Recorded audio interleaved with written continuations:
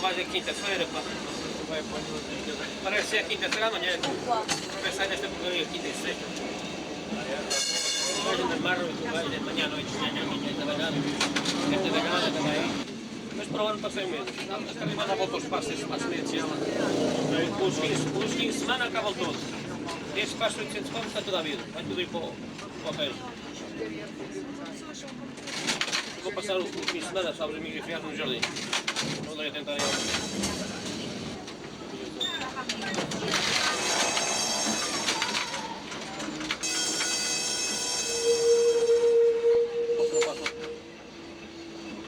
O senhor vai para a Feira Ladra?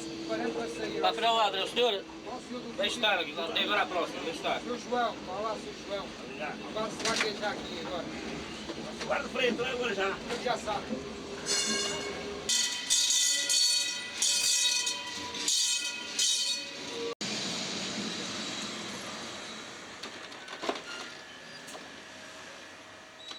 Este divertimento termina aqui e vamos para outro. As festas de Lisboa.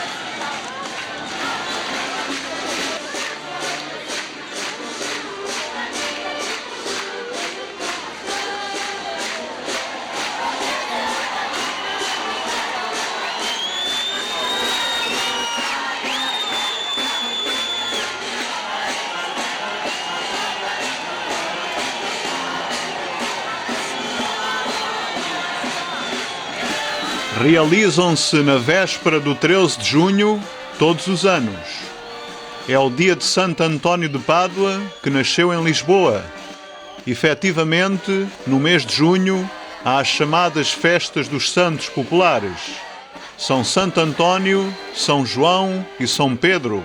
A mais importante é a de Santo António. Cada bairro organiza a sua procissão e são mais de uma vintena. A festa dura toda a noite até à madrugada.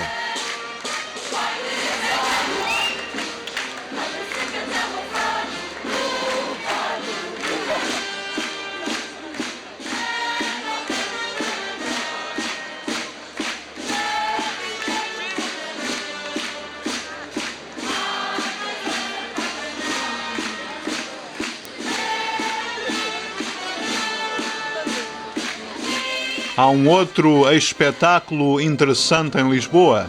É o render da Guarda Nacional Republicana diante do Palácio Presidencial.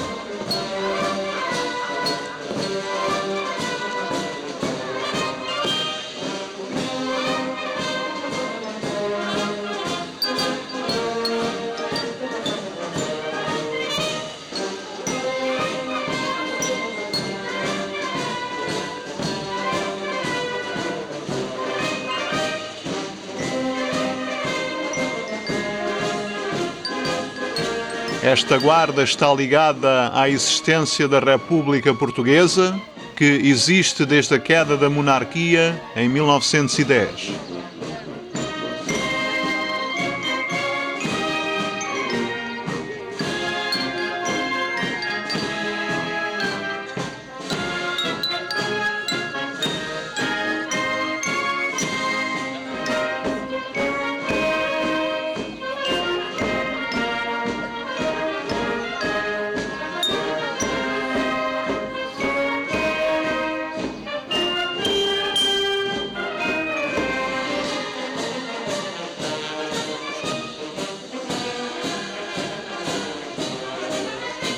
Vamos agora visitar os palácios. Este em frente era o Palácio Real no século XVIII e é agora a residência oficial do presidente português.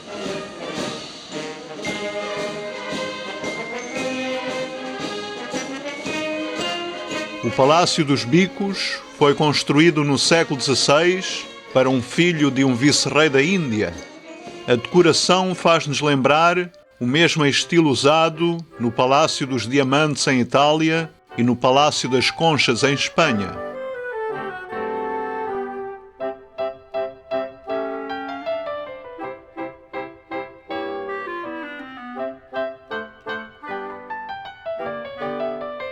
Podíamos mostrar-vos outros palácios da aristocracia de Lisboa, como o Palácio do Marquês da Fronteira, mas muitos são privados.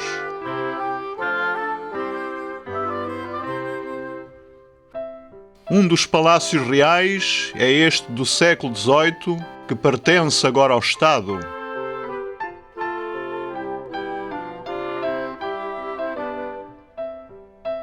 A estátua do Rei Carlos, um dos últimos reis de Portugal, está em frente à fachada do melhor Palácio Real de Lisboa.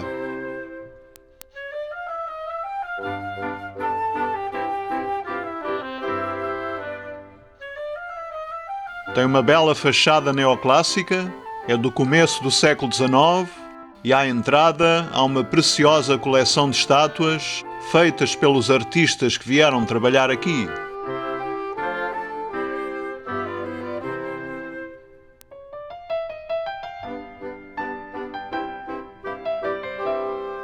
O interior é apropriado a uma época na qual a monarquia passava bastante tempo no interior das suas residências. É acolhedor e mistura móveis de diferentes países e estilos e eram frequentemente ofertas de vários monarcas europeus. Quadros da família real integram-se entre móveis portugueses e franceses, tapeçarias portuguesas e espanholas, lustres franceses e italianos, porcelana chinesa e alemã, mármore egípcio, português e italiano, e tudo termina numa fantástica sala de jantar. Temos em frente a Câmara Municipal de Lisboa, construída na segunda metade do século XIX e foi a testemunha de importantes acontecimentos da história portuguesa. A sua fachada em estilo neoclássico tem um elegante frontão com o brasão da cidade. Aí vemos sempre a bandeira de Lisboa, que nos mostra um barco com dois corvos, símbolo de São Vicente e também de Lisboa.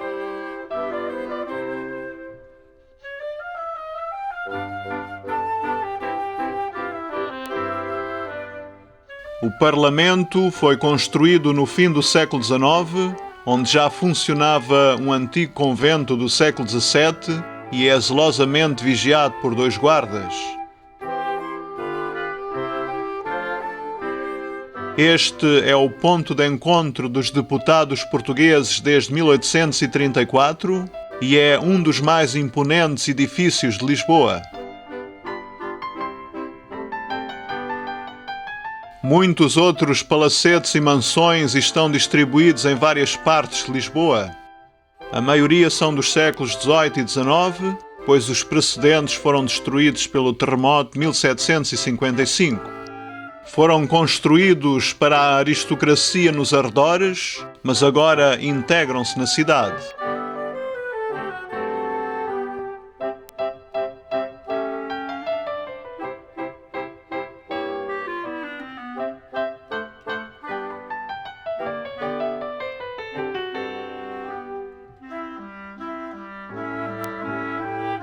A Praça de Touros foi construída no fim do século XIX. A corrida de touros em Portugal, com as suas características próprias, como o toureio a cavalo e a pega do touro, são imperativos para as pessoas de espírito forte.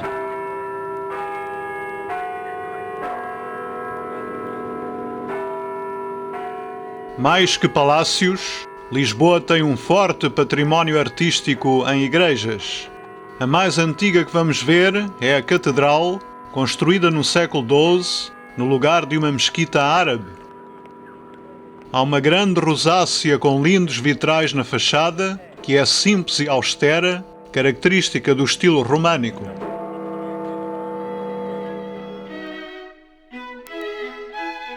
A estreita entrada sem decoração dá-nos a impressão que este tipo de construções era utilizada como refúgio em caso de ataque.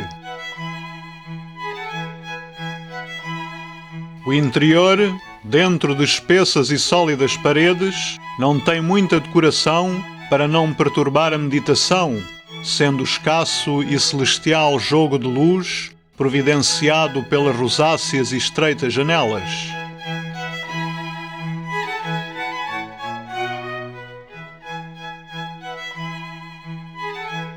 O deambulatório por detrás da Capela Mor foi feito no século XIV para facilitar o fluxo de peregrinos que vinham aqui venerar São Vicente o Mártir.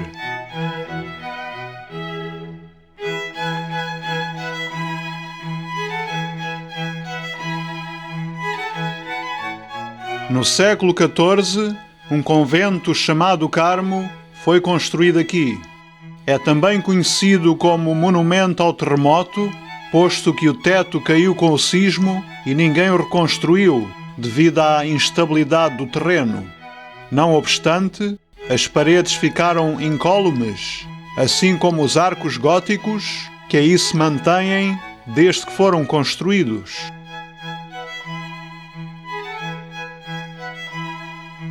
No outro lado do muro, há um interessante museu arqueológico com vestígios do passado, como esqueletos pré-colombianos.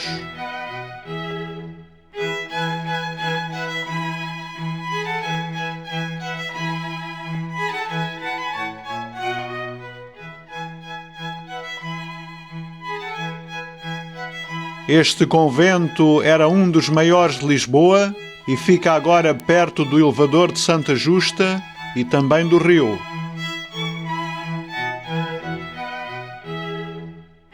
Vamos agora à parte ocidental, ao outro lado da ponte, ao bairro de Belém, para ver o Mosteiro dos Jerónimos. A fachada de 316 metros de comprimento, do mosteiro começado em 1502 e terminado em 1580, fala-nos do que foi o apogeu dos descobrimentos portugueses. A fachada sul da igreja, com estátuas de hierarquia cristã, mostra-nos no ponto focal a Virgem de Belém, a quem a igreja é dedicada.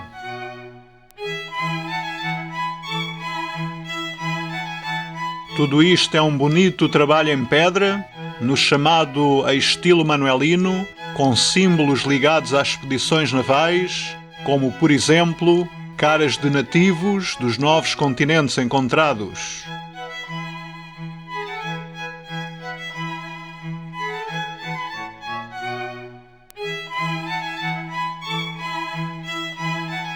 A igreja, com 92 metros de comprimento e 25 de altura, é considerada uma obra-prima de arquitetura que resistiu aos terremotos de Lisboa.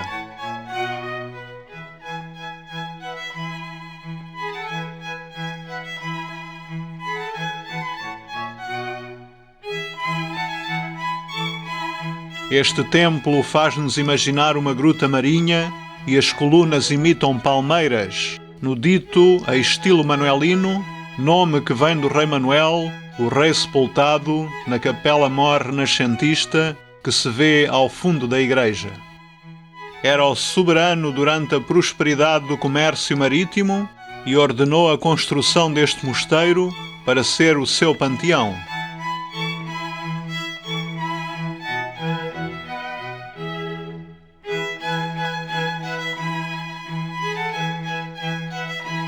Os vitrais são magníficos. A estrutura da igreja resistiu aos sismos e o teto, suspenso por graciosas palmeiras, ou seja, colunas, que são decoradas por um intricado bordado com símbolos manuelinos.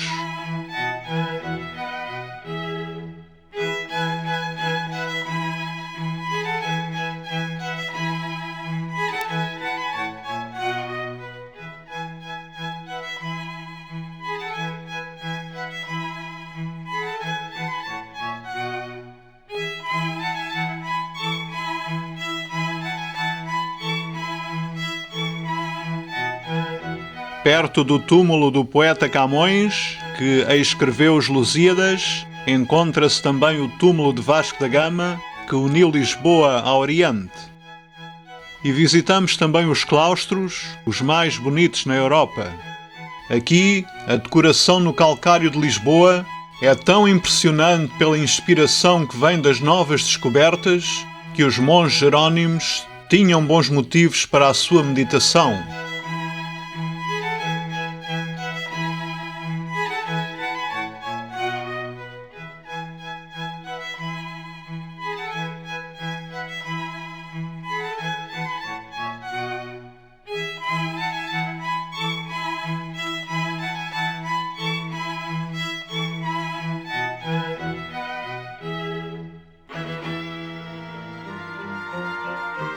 Ainda do século XVI, mas com um aspecto diferente, em estilo renascentista, é a Igreja de São Roque.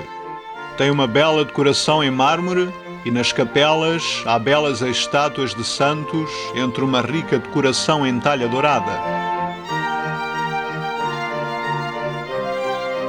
Entre o castelo e o rio há dois templos notáveis. Um deles é o Mosteiro de São Vicente, também em estilo renascentista, feito com um calcário muito branco, parecido ao mármore que podemos ver na fachada. É aqui o panteão dos últimos reis de Portugal.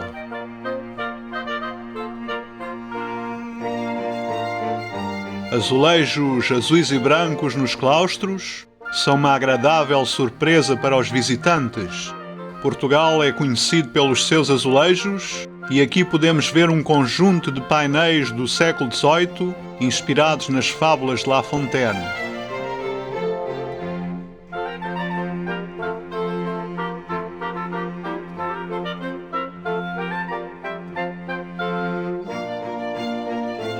Ao lado de São Vicente há uma basílica da mesma época, ou seja, do século XVII. Chama-se Santa Engrácia. A sua cúpula redonda ao pé das torres de São Vicente pode ser vista de várias partes da cidade.